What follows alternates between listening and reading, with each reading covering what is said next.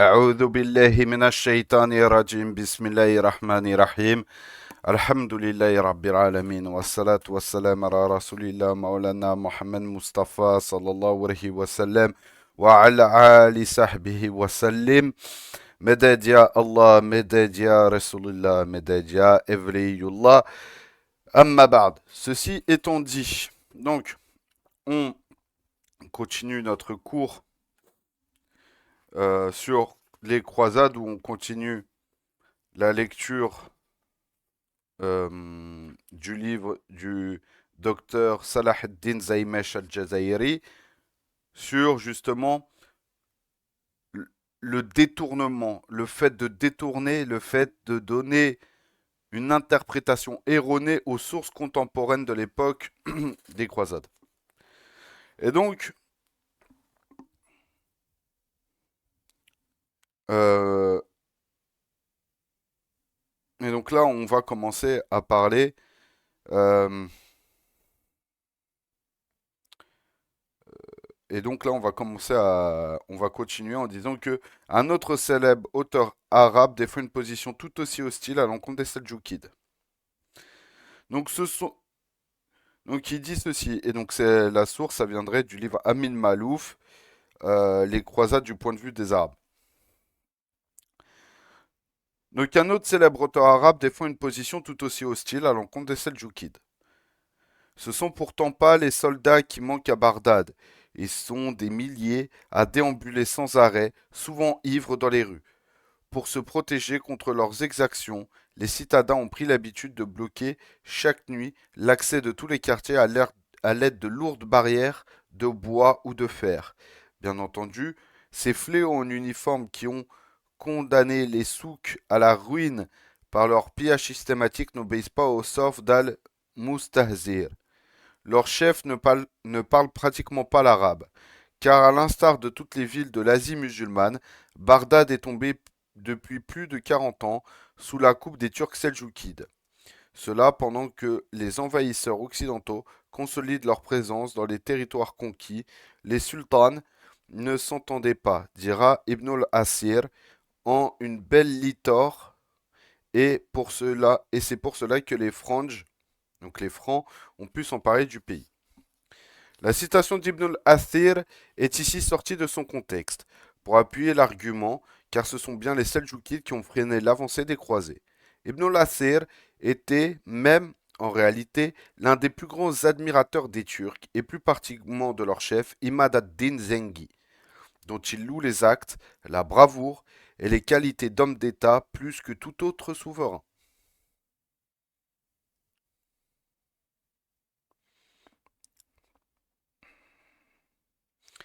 Un autre groupe d'historiens insiste pour présenter les Seldjoukides et les Turcs en général comme des fanatiques à l'origine de l'effondrement de la civilisation islamique. C'est l'une des affirmations les plus fréquentes et sans doute la plus grave de toutes.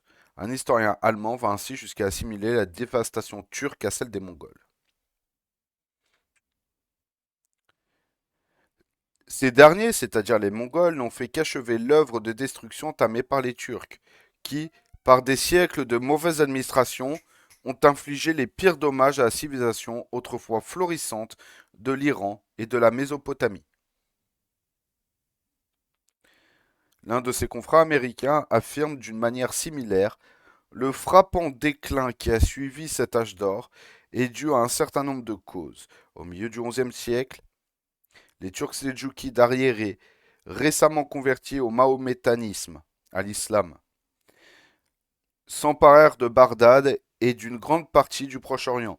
Les autorités seldjoukides réprimaient tous ceux qui se montraient en désaccord avec les théologiens musulmans orthodoxes dans la longue et âpre lutte de l'orthodoxie contre la liberté de pensée. Les orthodoxes avaient enfin pris le dessus. Dans le même temps, les seldjoukides ne parvenaient pas à maintenir l'ordre. Les constantes révoltes et l'anarchie générale, rarement brisées par un souverain fort et éclairés, amenèrent la dévastation, la dépopulation et la stagnation. La civilisation musulmane connut en quelque sorte, à partir du XIe siècle, le même problème qu'avait vécu l'Empire romain au Ve siècle, celui d'être envahi par des cultures inférieures, Ce n'est qu'en Afrique du Nord et en Espagne que les vieilles lumières du savoir islamique brillaient encore.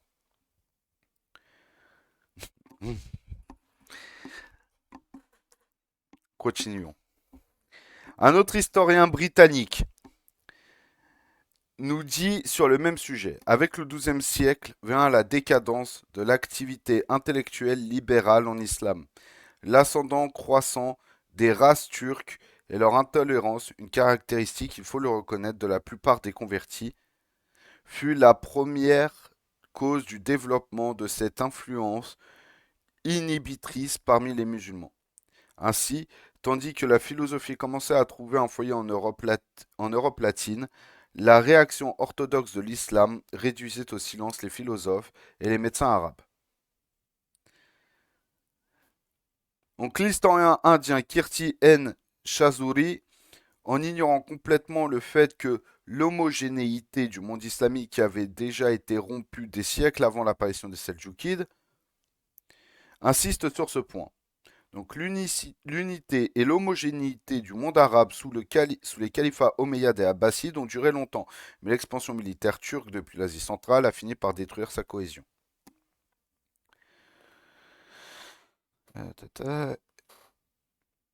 On va finir de lire les citations et on commentera après. Donc, pour l'orientaliste français Gaston Viette, le système des madrasas établi et développé par le vizir Selçukid Nizam al-Mulk à partir de 1065 est le symbole et la cause, entre guillemets, supposée du déclin du savoir islamique durant la seconde moitié du XIe siècle. La pensée musulmane serait bientôt alignée par les madrasas seldjoukides à un niveau très inférieur à la liberté de recherche et de discussion que l'on pouvait trouver auparavant. Nous remarquons, non pour la première fois, la lamentable décadence culturelle qui s'installe comme une conséquence de l'intolérance religieuse. Ces transformations n'empêchaient pas l'émergence de quelques personnalités marquantes, mais leur isolement est manifeste. La science, qui était la préoccupation commune d'un grand nombre d'intellectuels, devant en quelque sorte l'apanage d'une grande classe particulière vouée à l'érudition pure. Le système des madrasas en tant qu'institution était sans aucun doute une nécessité vitale pour assurer la survie immédiate de l'islam. Il n'en est pas moins vrai que l'une des conséquences fut la chute de la qualité de l'éducation. Donc, un autre historien célèbre pour son étude de la condition socio-économique du monde musulman à travers les siècles, Eliyahu Ashtor, désigne également les Seldjoukides comme les coupables de la destruction de la civilisation islamique. Non à cause de leur fanatisme, entre guillemets, religieux évoqué par les historiens précédents, mais pour une raison diamétralement opposée, leur supposée débauche. Son étude chronologique de l'histoire économique et sociale de l'islam, lorsqu'elle atteint la période critique qui débute la fin du XIe siècle, à savoir l'ère des croisades, ignore ainsi complètement l'impact des guerres défensives menées contre les croisés et impute toutes les destructions, déclins démographiques, les famines, les épidémies et autres calamités naturelles ou humaines à la débauche et à l'anarchie des Seldjoukides, comme nous pouvons le lire dans cet extrait. Donc les seigneurs féodaux seldjoukides devinrent bientôt une classe riche, privilégiée, en opprimant leurs sujets, et le pouvoir eut recours à l'extorsion des paysans. Les innombrables passages où les chroniqueurs évoquent la tyrannie et la cruauté des princes turcs ne laissent sans aucun doute le sort des citadins d'Orient sous l'ère seldjoukide. Il y eut très certainement un déclin général de la prospérité, et le déclin de la population fut la conséquence de la mauvaise administration et de la pauvreté. Il y eut tout au long du XIIe siècle de nombreuses épidémies et maladies qui étaient plus fréquentes et plus graves sous les Seldjoukides, en raison de la négligence des conduites d'eau et des canaux d'irrigation qui devenaient des foyers de germes porteurs de maladies. La saleté générale était aussi une cause importante de la détérioration de la santé publique. Le déclin de la population n'était pas seulement quantitatif, c'était une saignée permanente, une autodestruction des classes dirigeantes. En lisant attentivement les chroniques arabes, l'on prend réellement conscience des conséquences absolument catastrophiques de l'alcoolisme des soldats turcs. Il est certain que certains califes et d'autres dirigeants musulmans de l'époque buvaient aussi, mais il semble qu'à cette époque, l'ivresse soit devenue un phénomène plus général à l'échelle de toutes les classes supérieures et des élites. Il ne fait aucun doute que les Turcs avaient apporté cette habitude de leur terre d'origine dans les froides steppes d'Asie centrale. L'une des conséquences en fut une procréation relativement limitée.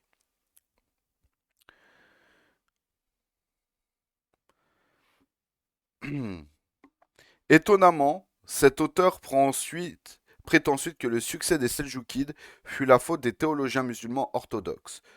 Toutes sortes d'accusations ont été lancées à travers l'histoire et jusque très récemment à l'encontre des musulmans orthodoxes, mais personne ne les a pourtant jamais accusés d'avoir porté des ivrognes au pouvoir. Cet historien doit donc ici être salué pour son originalité. Ah ouais, ça envoie des missiles comme ça. Ok, d'accord. Ah ouais, non mais en fait, et là on peut faire un petit lien. Si vous prenez en exemple Ibn Taymiyyah qui était très critique vis-à-vis des Turcs.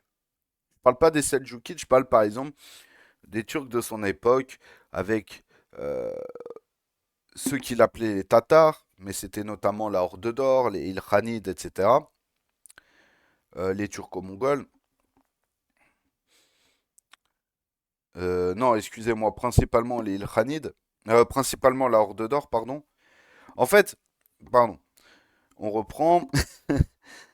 Une semaine d'absence et à l'essayer, je suis perdu. Donc alors, ce qu'il faut comprendre, c'est que ce genre de parallèle, ce genre d'accusation un peu fallacieuse, euh, on peut la trouver par exemple chez le Cheikh Ibn Taymiyyah, rahmatullah alayhi, qui mettait des fatwas entières en disant que par exemple les Tatars, en visant la Horde d'Or, euh, n'étaient que des faux musulmans, qu'il ne fallait pas croire à la conversion, que c'était les agents du diable, de Gog et Magog, etc.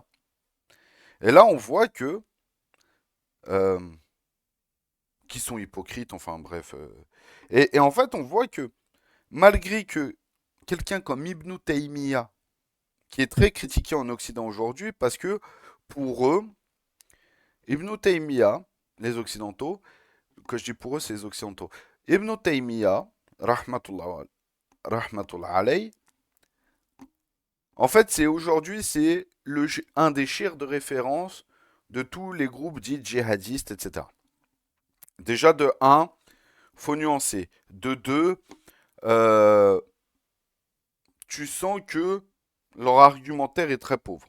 Pourquoi? Parce que la Wahhabiyya, qui derrière donnera les groupes comme Daesh et compagnie, euh, tout simplement s'inspire de Mohammed ibn Abdel Wahhab, qui est une mauvaise copie de Ibn Taymiyyah. Et quand je dis une mauvaise copie, tu sais, c'est l'image un peu de celui qui essaye de copier sur son voisin, mais qui copie mal en plus. Pour ça, si vous lisez par exemple le livre du frère de Mohammed ibn Abdel Wahhab, donc Sulaiman ibn Abdel Wahhab, c'est-à-dire son grand frère, il lui fait une réfutation et beaucoup en se basant sur Ibn Taymiyyah et Ibn al-Qayyim, parce qu'il se revendique de Ibn Taymiyyah et de Ibn al-Qayyim. Mais il montre que ces deux chouillures-là n'ont pas atteint les degrés de dinguerie que Mohammed ibn Abdel Wahhab a atteint. Et, et ce long héritage de la haine des Turcs, et notamment des Seljoukides, pourrait potentiellement s'expliquer de deux manières. La première, c'est euh, la défaite des Byzantins à Manzikert. Le deuxième point, la chute de Constantinople et l'expansion turco-ottomane dans les Balkans. Maintenant, quand il se base sur des citations de savants musulmans et de savants arabes, il faut savoir que il y avait différentes branches chez les Seljoukides. Il y avait différents dirigeants lorsqu'ils étaient plus ou moins un peu les Ghazi, les, euh,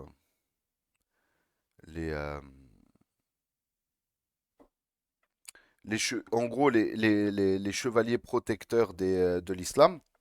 En fait, il y avait plusieurs dirigeants. Et ce qu'il faut savoir, c'est que en fonction des dirigeants, bah, tu avais plus ou moins des gens pieux. D'accord? Tu avais plus ou moins des gens pieux et tu avais plus ou moins.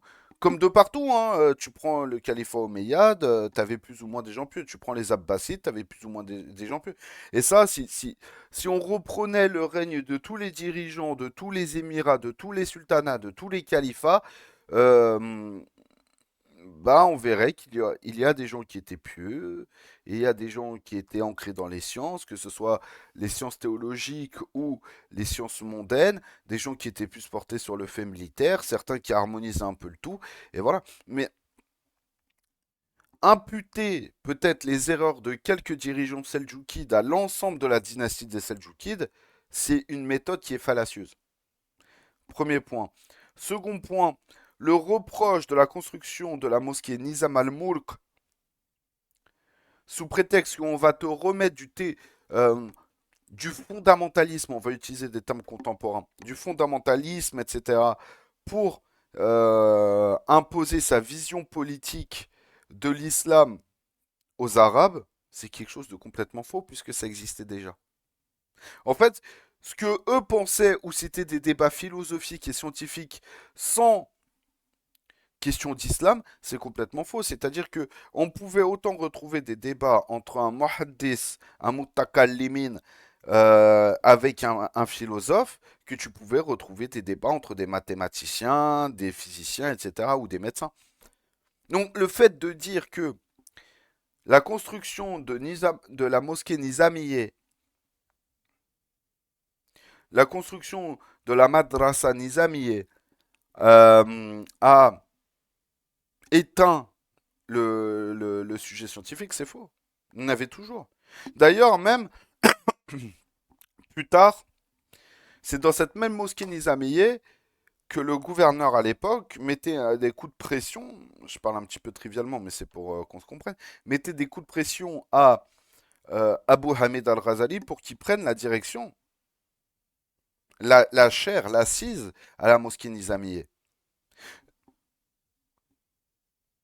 J'ai envie de dire, et j'ai envie de rappeler que beaucoup d'historiens, et c'est ça qui est important aussi de remettre en place, c'est que beaucoup d'historiens, notamment occidentaux, non musulmans, et même certains musulmans, en fait, ont cette vision. Je dis beaucoup, quand je dis beaucoup, c'est une généralité, mais ça veut dire qu'il y a des exceptions. Voilà.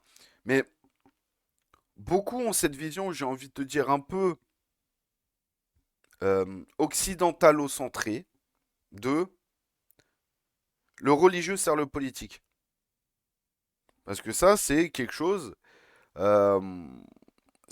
en fait qui s'est vu dans l'évolution justement du rapport entre l'Église, la politique et surtout le fait militaire. Alors que dans l'islam, traditionnellement parlant, c'est quelque chose de très contemporain, hein, ça, hein, que les dirigeants viennent chercher l'aval des savants et l'appui des savants. C'est quelque chose de très contemporain, hein. Traditionnellement parlant, dans la civilisation musulmane, c'est les dirigeants qui mettaient en avant les savants qui allaient dans le sens de leur politique. C'est pas les dirigeants qui allaient voir les savants pour qu'ils fassent des fatwas, des règles juridiques qui vont dans le sens de leur politique, c'est l'inverse. Parce que tel savant de telle obédience allait pouvoir aller naturellement en fait dans le sens et la vision politique du gouverneur. Du coup, le gouverneur faisait en sorte que ce savant-là soit financé et mis en avant. Donc dire que les Seljoukides ont mis en avant un fondamentalisme, on va mettre de côté tout l'aspect des convertis, là, cette espèce de vision un peu paternaliste des convertis, etc. On va mettre ça de côté.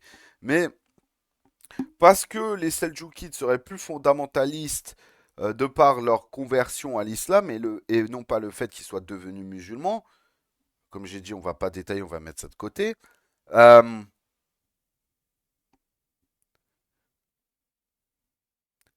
ils auraient imposé en fait une nouvelle vision de l'islam, alors que c'est faux. Faut savoir que la décadence a commencé euh, vraiment à partir des Bouyides. Les Bouyides ont fait vraiment beaucoup de mal lorsqu'ils ont pris la gouvernance à Bagdad.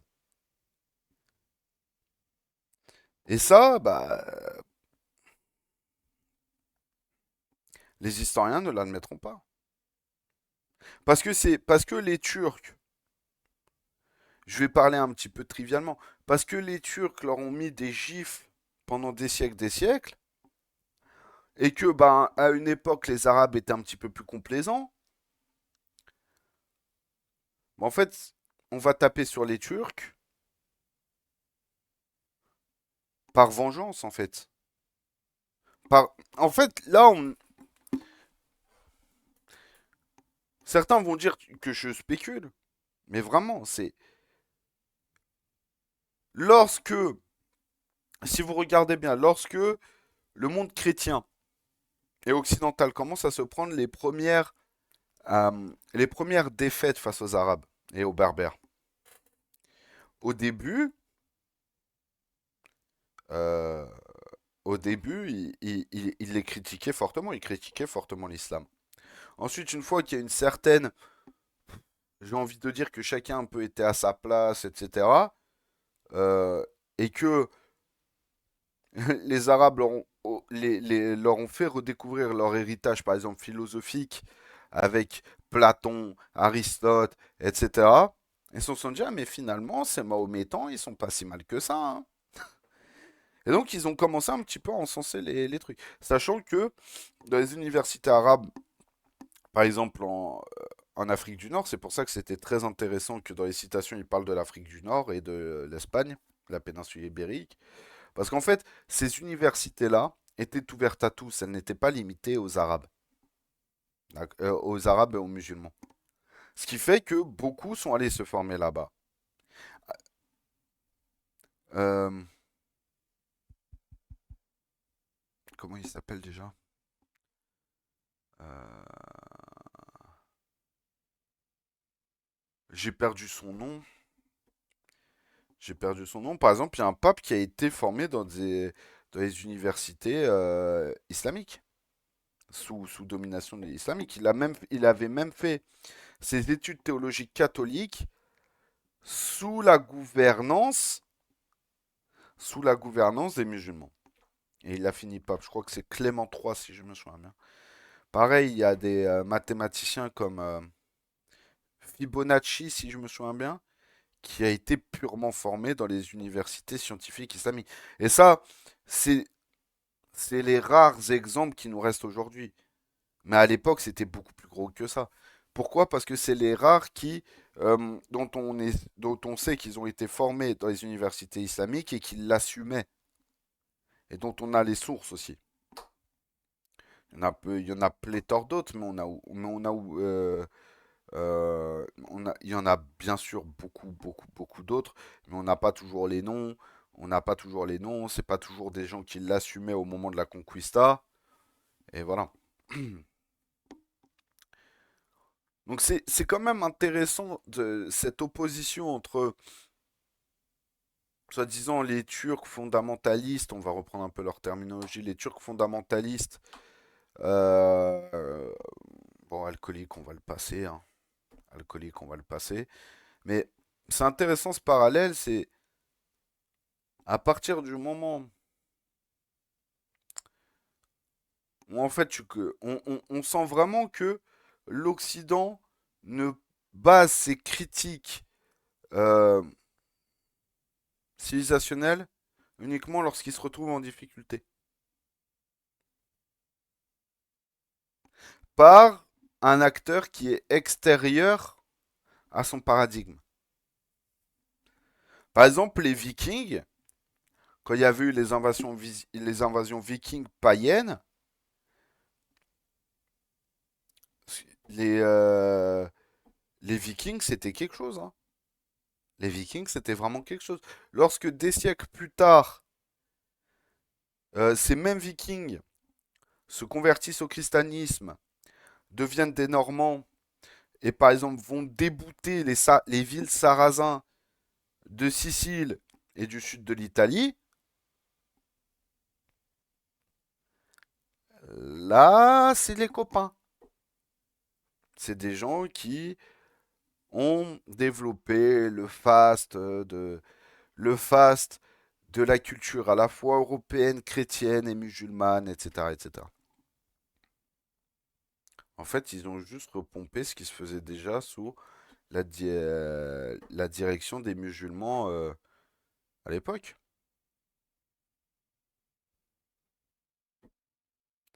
Euh, les Byzantins,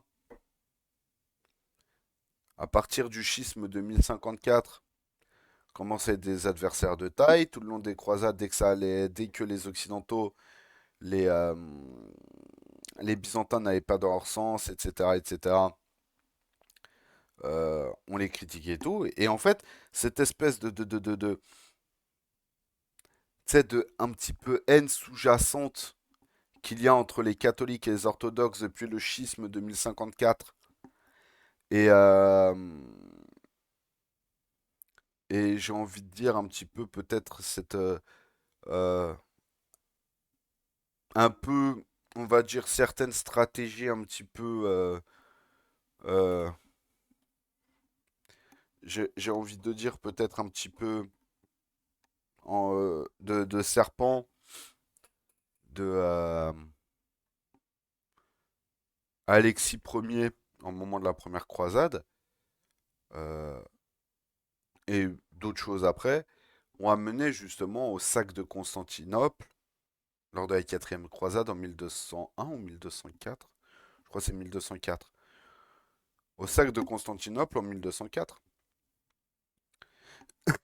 Donc là, on est vraiment purement dans j'ai envie de dire on va dire, le seum. Je sais pas comment le dire autrement en fait, hein. On est vraiment purement dans le seum en fait des historiens. C'est aujourd'hui cette mentalité de révisionnisme historique n'est qu'une réponse aussi à l'actualité. À partir des années 90, quand Necmettin Erbakan, rahmatullah alayhi, commence à prendre le pouvoir, ils ont flippé d'un retour des valeurs musulmanes en Turquie, mais des valeurs musulmanes fortes en Turquie, et potentiellement une nouvelle volonté conquérante néo-ottomane. Le fait que par la suite on, on dise que Recep Tayyip Erdogan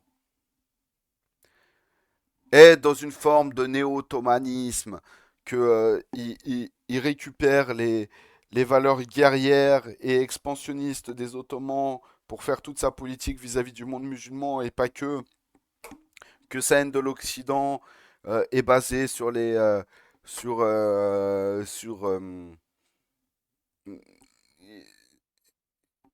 une vieille rancœur contre l'Occident pour avoir combattu les Ottomans, etc., etc.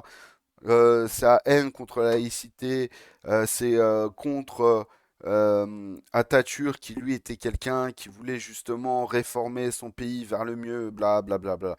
En fait, vraiment, c'est quand tu regardes certaines sources anciennes, tu prends par exemple l'épopée des croisades de René Grousset, qui lui à la base, c'est pas quelqu'un, un médiéviste qui est spécialisé dans les croisades. À la base, lui, justement, au contraire, René Grousset, sa spécialité, c'est les peuples d'Asie centrale, notamment les Turcs, les différentes dynasties turques et les Mongols. Tu lis, vous lisez les croisades de... Ah bah attendez,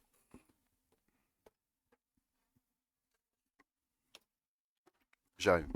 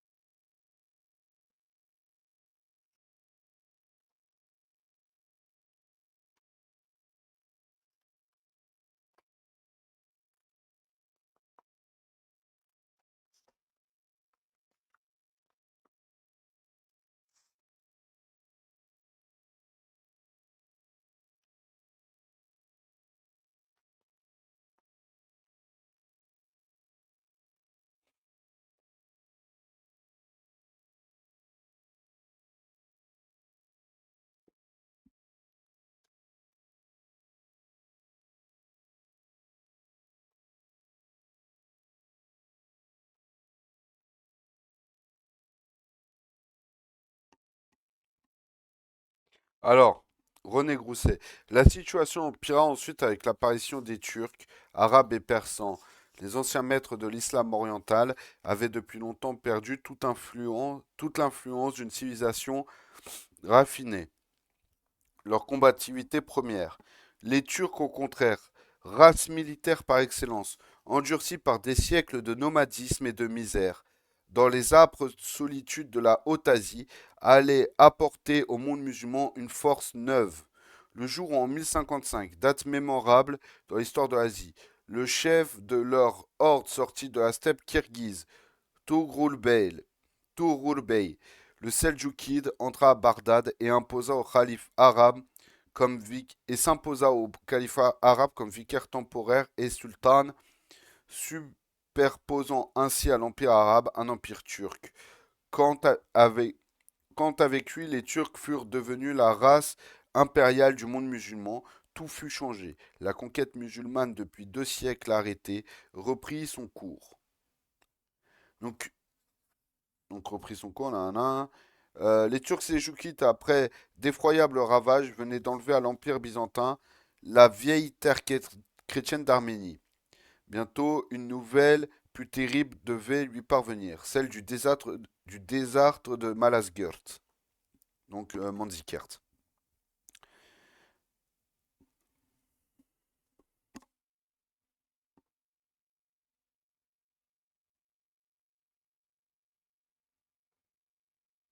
Excusez-moi, il y avait une petite bestiole.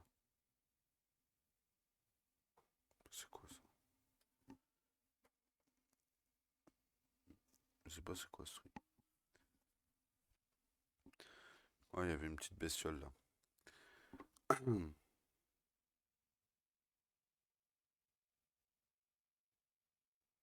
Donc, et il écrit ce livre dans les années 30, les années 1930.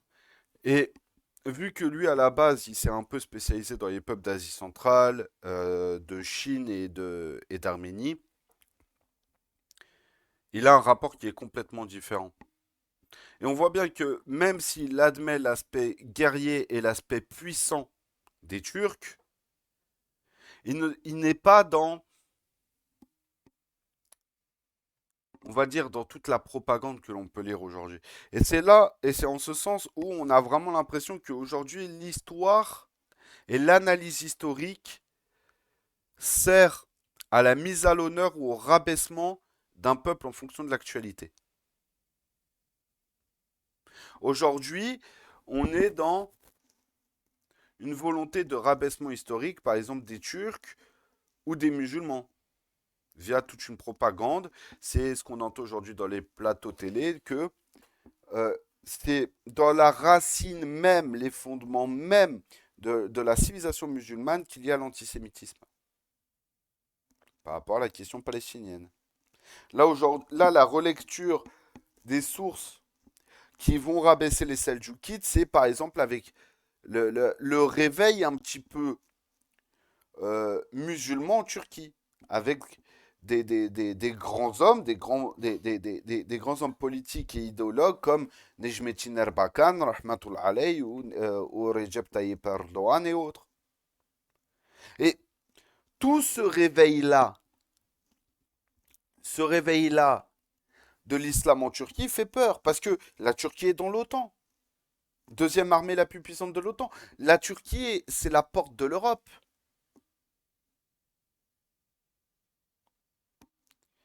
Par rapport à l'Orient. C'est pour ça que ce réveil, un petit peu ce retour en force de l'islam en Turquie fait peur. Tout comme à une époque, c'était catastrophique. Tout comme au moment de la conquête de Constantinople par Fatih Sultan Mehmet, ça a fait énormément peur en Occident, à tel point qu'ils pensaient que bientôt ils allaient marcher sur Rome, la capitale du monde catholique. Ça aurait pu être le cas parce que peu de temps avant la mort de Fatih Sultan Mehmet, enfin la mort si on peut dire ainsi, des janissaires, en fait, se sont implantés, se sont installés en Italie du côté de Naples. Et ils sont repartis dès qu'ils ont appris euh, le décès du calife. Du sultan, pardon.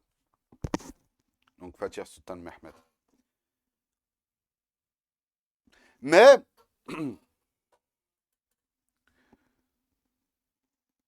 vraiment, c'est vraiment à l'époque, les Européens avaient vraiment peur justement des Ottomans.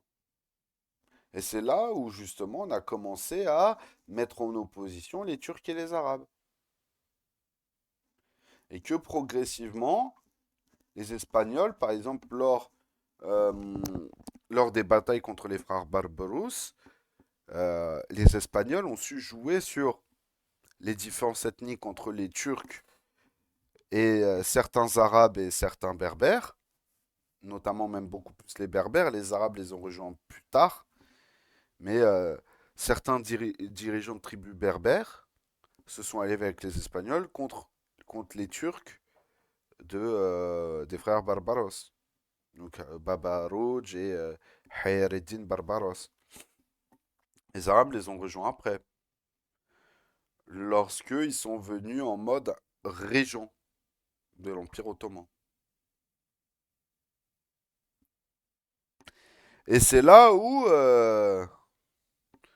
les Espagnols ont commencé à travailler les Arabes et les Berbères pour s'opposer aux Turcs.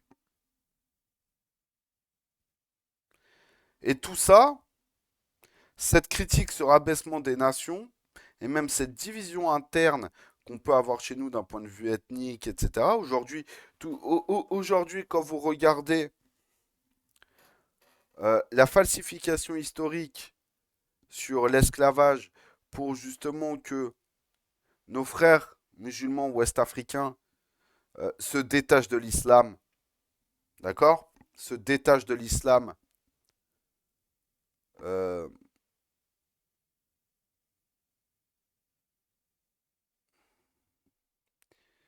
c'est une chose. Second point, c'est pas, enfin c'est une chose, c'est pas n'importe quoi en fait. Le kémitisme, le berbérisme n'a que pour vocation de rabaisser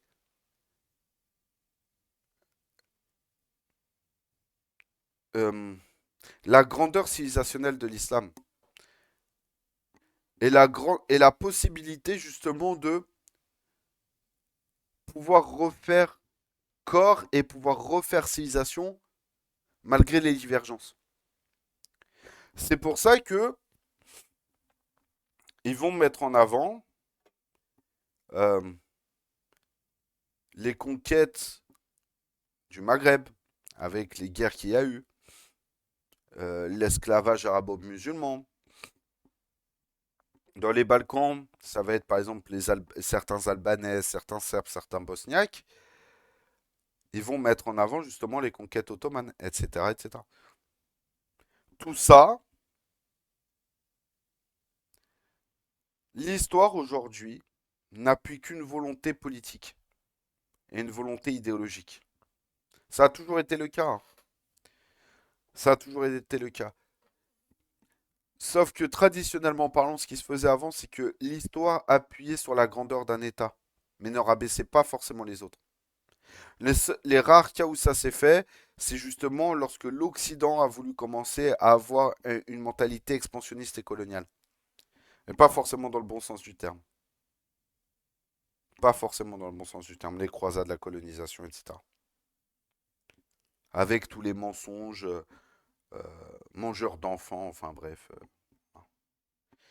Et, et là, ce qu'on voit là aujourd'hui, on ne peut plus faire directement. Parce qu'aujourd'hui, tu veux rappeler à la croisade, à la colonisation, disons le tout bête, c'est mort. En Occident, c'est mort. Les seuls qui sont capables de le faire, parce que l'Occident, dans le meilleur des cas, ferme les yeux, dans le pire des cas, soutient, finance et alimente le projet, les seuls qui peuvent le faire, c'est les Juifs. Enfin, pardon, les Israéliens. Les seuls qui peuvent faire ça aujourd'hui, ce sont les Israéliens. Et comment? Avec justement le fait de se réaccaparer, de déformer, l'histoire a son avantage dans un premier temps et dans un second temps de mettre la cible dans le dos de l'autre. Et c'est là où il n'y a aucun mal à ce que l'histoire appuie un gouvernement. C'est ce qui a toujours été le cas, c'est ce qui a toujours marché traditionnellement parlant. D'accord? Mais aujourd'hui, et surtout dans cette méthode occidentale, lorsqu'ils sont dans une volonté, une pensée conquérante et coloniale, là ça devient problématique. Pourquoi? Parce que, tout simplement, cette, tout simplement, on rabaisse l'autre par l'histoire, on s'accapare un droit que l'on n'a pas par l'histoire, et avec tout cela, tu crées un cocktail explosif. D'accord? Avec tout ça, tu crées un cocktail explosif qui amène quoi? Les croisades, la colonisation, que ce soit de l'Afrique du Nord, de l'Afrique de l'Ouest, de l'Afrique même au sens large, du Proche et du Moyen-Orient après la Première Guerre mondiale, et aujourd'hui la Palestine. Tu entres dans un, tu entres dans une mentalité paternaliste, raciste et coloniale, où même si tu es de gauche, tu es dans la posture, les races supérieures ont des devoirs de civilisation vis-à-vis des races inférieures. Discours de Jules Ferry, 1885, qui justement imposera la colonisation définitive et la mise en place du nouveau département d'Algérie, qui a été au début combattu et colonisé depuis 1830. C'est officiellement devenu une colonie française et non plus un protectorat, c'est devenu une colonie et non plus un protectorat et également un département français. Et ça explique aussi, euh, j'ai envie de dire, la haine que peut avoir l'Occident aujourd'hui pour l'indépendance algérienne. Même si tout n'est pas parfait en Algérie. Et tout ça, et justement, et justement aussi, aujourd'hui, beaucoup d'historiens et de chroniqueurs, de polémistes, tout ce que vous voulez, disent aux Algériens, mais vous plaignez de la colonisation qu'on a eue, mais vous vous plaignez jamais de la colonisation des ottomanes et turcs qu'il y a eu en Algérie. C'est vraiment, c'est tout ça qu'il faut comprendre, ou là, je me permets, je parle un petit peu plus, mais c'est tous ces aspects-là qu'il faut comprendre lorsqu'on parle de révisionnisme historique. Le révisionnisme historique amène justement à ça. Tout ce qu'on a lu, ce qu'on a commencé à lire la dernière fois, et là, ce qu'on échange avec les exemples un petit peu contemporains que je vous donne, tout ça ne vient que de quoi? Que du révisionnisme historique. Et comme j'ai dit, euh, que l'histoire, le récit, aille dans le sens d'un dirigeant, d'une civilisation, d'une dynastie, etc., c'est quelque chose de normal, c'est ce qui a toujours fait, c'est ce qui a toujours marché. Vous lisez les épopées de gestes au Moyen Âge, ça mettait en avant justement les dirigeants des seigneurs locaux, etc. La chanson de Roland, tout ça, etc., etc. C'est de, c'est de l'histoire, c'est de la légende, certes, tout ce que vous voulez, mais ça va dans le sens d'une politique et d'une volonté politique, de mise en avant de certains seigneurs et d'une mentalité de certains seigneurs.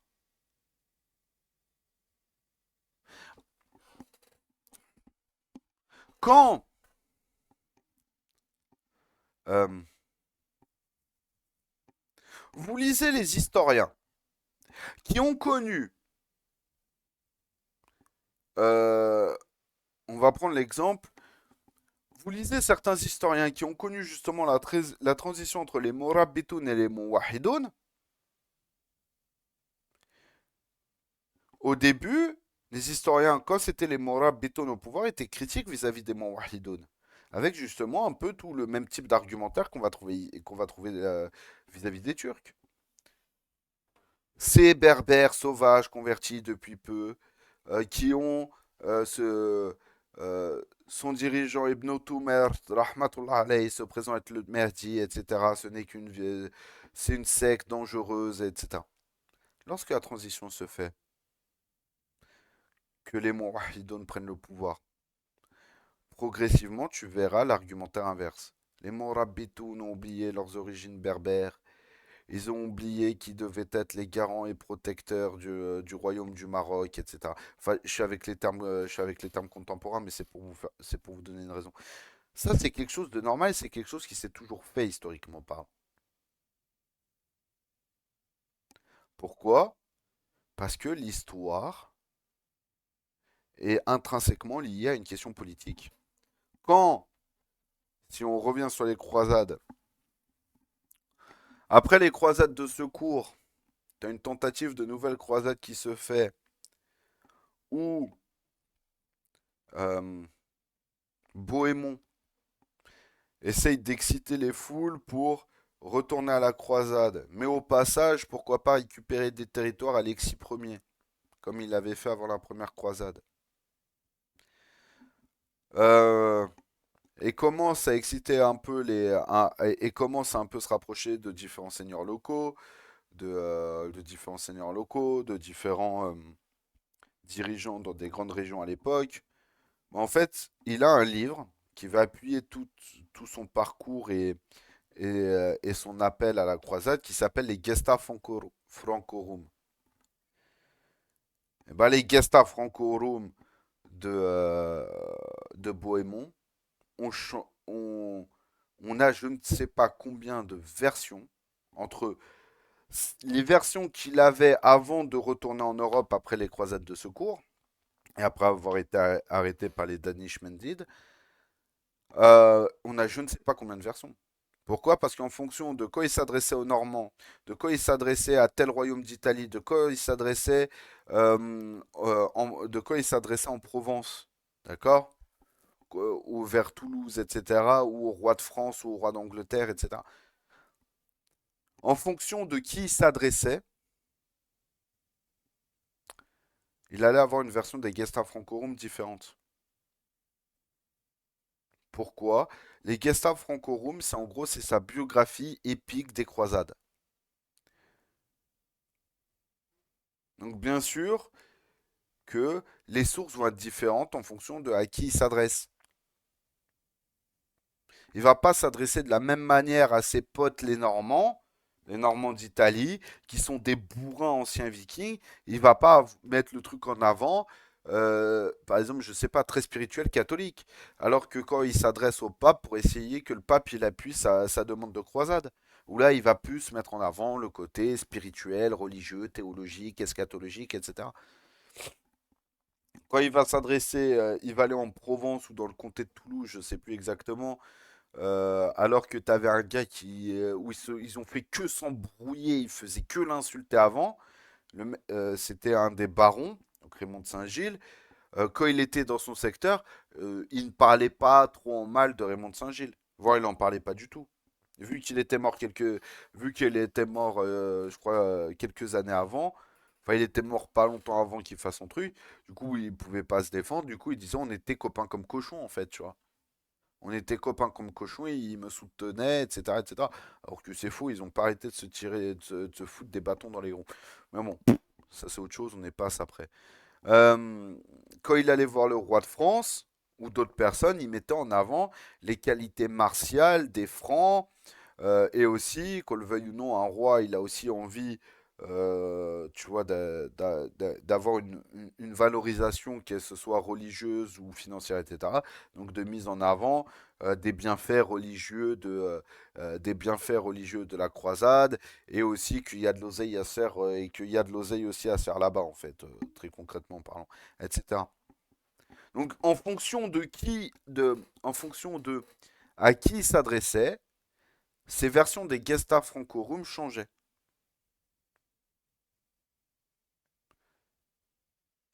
Et c'est là où ça devient drôle. C'est là où on va commencer à rigoler. Parce que quand des gens viennent me parler de c'est quoi les sources, sur quoi tu te bases, on parle de quoi en fait? Par exemple, lorsque je m'appuie sur certains livres qui sont écrits par des savants théologiens, parce que c'est des choses qui paraissent farfelues dans la tête des gens occidentaux, euh, bah en fait, c'est pas ouais, mais t'inventes des histoires. Bah non, en fait c'est dans les sources musulmanes. C'est dans les sources musulmanes. C'est dans les sources. Ça m'est arrivé une fois sur une anecdote. Ah oui, lorsque Kanuni Sultan Suleiman Azetrere Rahmatullah alayh, donc euh, Suleiman le Magnifique en gros, euh, il s'est fait enterrer en fait avec toutes les fatwas des ulama. Pourquoi? Pour qu'ils viennent devant Allah Azawajal en disant j'ai respecté l'ordre des héritiers de ton noble envoyé. Alayhi salatu wassalam. Et des gens ils ont trouvé ça bizarre. Mais qu'est-ce que tu racontes? Qu'est-ce que tu racontes? Ouais, c'est quoi le truc? Tu vois, je donne la source du livre. Ouais, tu te caches derrière le shir pour dire tes inepties. Tu vois, que des trucs comme ça. Alors qu'en fait, ces trucs-là, tu vas raconter ça dans le monde musulman, ils vont dire, ouais, hé, il y a rien d'extraordinaire en fait. C'est normal. Tu vois, vraiment les sources en fonction de à quel moment tu les lis, auprès de qui tu t'adresses, etc. Ces sources-là vont être complètement différentes. Pareil, c'était je crois que c'était Mourad 4, non pas Mourad 4. euh, je sais plus c'était quel. J'ai eu de tête comme ça, je sais plus c'était quel sultan. Mais pareil, euh, il y avait un récit pareil. En gros, euh, à chaque fois qu'il allait en guerre de défense ou de conquête, etc., en fait, il tapait ses vêtements, il faisait ramasser la poussière, du sable, de la terre qui s'est soulevée. Donc la poussière qui s'était mise sur ses vêtements quand il partait en, en djihad. Il tapait ses vêtements pour faire tomber la poussière et ensuite ramasser la poussière et ranger ça et mettre ça en fait dans des petits flacons. Et où à la fin de sa vie, au moment de sa mort, en fait, de ces petits flacons, il en a fait une brique. En fait, il a fait une brique avec les différents flacons de terre, de sable, de poussière qui se sont accumulés sur ses affaires et son cheval aussi, toutes les années où il était en djihad. Il en a fait une brique qu'il a mis en fait dans son linceul sur sa tête. Par rapport à quoi? Par rapport au hadith qui dit que la poussière soulevée fils sabilillah ne se mélangera pas au feu de l'enfer. C'est Et ça, c'est des choses qui sont normales. Et ça, c'est des choses qui étaient. C'est, c'est justement toutes ces histoires, tous ces petits récits-là qu'on peut retrouver dans différents types de livres historiques et tout. Tous ces petits récits comme ça. En fait, ils étaient là aujourd'hui, c'est un peu tout mélangé parce que on mélange tout. Mais à la base, par exemple, ce genre de récits-là, on les présentait soit aux gens qui étaient attachés à une certaine forme de spiritualité ou un côté militaire. À d'autres, on leur mettait en avant des récits sur la justice du dirigeant, euh, son intelligence économique, sa finesse politique. À d'autres, on leur présentait ça, etc. L'histoire a toujours marché comme ça. Donc pourquoi est-ce qu'aujourd'hui, on serait obligé de faire une forme de révisionnisme dans le but, non pas de mettre en avant la multipolarité et la multiplicité des différentes visions que peut amener l'histoire sur telle période, telle période, tel dirigeant, etc. Non, aujourd'hui, c'est on va accabler toute une population, toute une période dans le but d'encenser une autre pour justifier des dingueries. Et ça, c'est quelque chose de un, de très occidental et de deux, de deux, de très pervers. Et de trois, ça sentait toujours les prémices de de choses qui étaient pas bien du tout. Vraiment. Et comme je disais, les croisades ont commencé comme ça. La colonisation en Afrique et au Proche et au Moyen-Orient en Asie a commencé comme ça. Ce qui se passe actuellement en Palestine, c'est encore le cas. Révisionnisme historique. Bon, on va s'arrêter là pour aujourd'hui. Ouais, ça a été un petit peu plus cool. J'ai été absent pendant une semaine. On va essayer de, on va essayer de reprendre doucement, doucement le rythme, Inch'Allah. Subhanaka Allahumma Subhanaka Allahumma wa bihamdik. Ashhadu an la ilaha illa ant. Astaghfirullah wa atubu ilayk. Bismillahir Rahmanir Rahim wal Asr. إن الإنسان لفي خسر إلى الذين آمنوا وعملوا الصالحات وتواصوا بالحق وتواصوا بالصبر اللهم صل على سيدنا محمد عدد ما في الملة سرة دائمة بدوام ملك الله سبحان ربك بعزة ما يصفون وسلام على المرسلين والحمد لله رب العالمين الفاتحة.